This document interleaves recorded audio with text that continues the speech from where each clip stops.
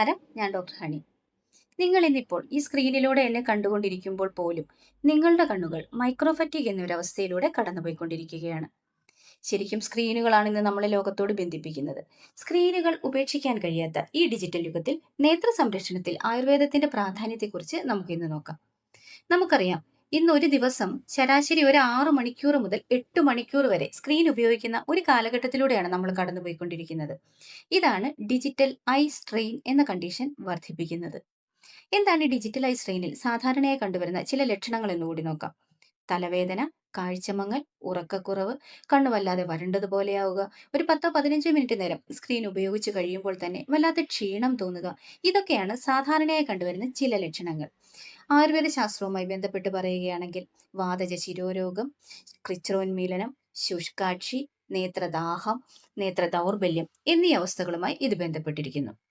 ഇനി ഇത്തരം അവസ്ഥകളിൽ ആയുർവേദ ശാസ്ത്രം നിർദ്ദേശിക്കുന്ന ചില ചികിത്സാ രീതികൾ കൂടി നമുക്ക് നോക്കാം.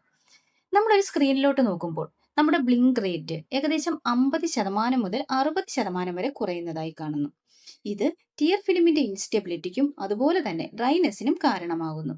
ഇത്തരം അവസ്ഥകളിൽ ആയുർവേദ ശാസ്ത്രം നിർദ്ദേശിക്കുന്ന തർപ്പണ ചികിത്സ വളരെ ഫലപ്രദമായി കണ്ടുവരുന്നു.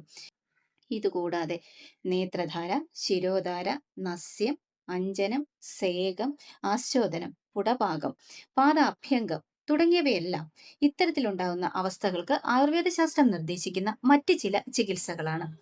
ഇനി ഇതിനപ്പുറത്തേക്ക് ചില ഹെൽത്തി ടിപ്സുകളും കൂടി നമുക്ക് ഫോളോ ചെയ്യാൻ കഴിയും. അതെങ്ങനെയാണെന്നാൽ ഫോക്കസ് ഷിഫ്റ്റ് റൂൾ അഥവാ 20-20-20 റൂൾ എന്നൊക്കെ പറയും. നമ്മളൊരു 20 മിനിറ്റ് നേരം ഒരു സ്ക്രീൻ ഉപയോഗിക്കുകയാണെന്ന് കരുതുക. അടുത്തൊരു 20 സെക്കൻഡ് നേരത്തേക്ക് 20 അടി ദൂരത്തേക്ക് നോക്കുക. അതുപോലെ തന്നെ ഫ്രീക്വന്റ് ബ്ലിങ്കിങ് അത് ഒരു ഹാബിറ്റ് ആക്കുക. ഈ ബ്ലിങ്കിങ് കൂടുമ്പോൾ ഡ്രൈനെസ് കുറയാനും ലൂബ്രിക്കേഷൻ കൂട്ടാനും അത് നമ്മളെ സഹായിക്കും. അതുപോലെ പാമിംഗ് പോലത്തുള്ള എക്സസൈസ് ചെയ്യാവുന്നതാണ്. നമ്മൾ ഉപയോഗിക്കുന്ന സ്ക്രീനിന്റെ ബ്രൈറ്റ്നെസ് അത് പുറത്തെ ലൈറ്റിന് തുല്യമാക്കുക. ഇങ്ങനെയൊക്കെ ആണെങ്കിൽ തന്നെയും നിങ്ങൾക്ക് വ്യക്തിഗതമായി ഉണ്ടാകുന്ന ഏതൊരു നേത്രരോഗത്തിനും തീർച്ചയായും നിങ്ങൾ ഒരു ഡോക്ടറെ നേരിട്ട് തന്നെ കണ്ട് ചികിത്സ നേടേണ്ടതാണ്.